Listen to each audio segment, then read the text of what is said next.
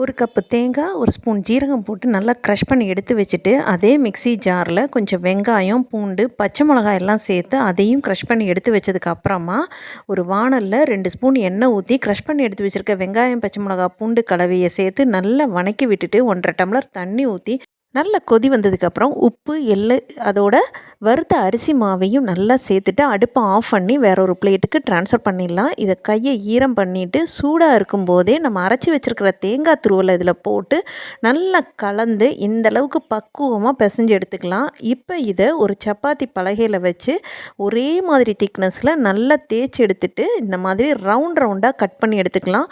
ஓரளவுக்கு திக்னஸாகவே இருக்கணும். இதை இப்போ காஞ்சிருக்கிற எண்ணெயில் நம்ம பொரிச்சு எடுக்க போகிறோம். எண்ணெய் பர்ஃபெக்டாக காஞ்சிருக்காங்கிறத செக் பண்ணிவிட்டு நம்ம ரெடி பண்ணி வச்சுருக்கிறதெல்லாம் போட்டு பொரிச்சு எடுத்தால் பர்ஃபெக்டான பொரிச்ச பத்திரி தயார். வீடியோ பிடிச்சிருந்தால் like, share and subscribe. Thanks for வாட்சிங்.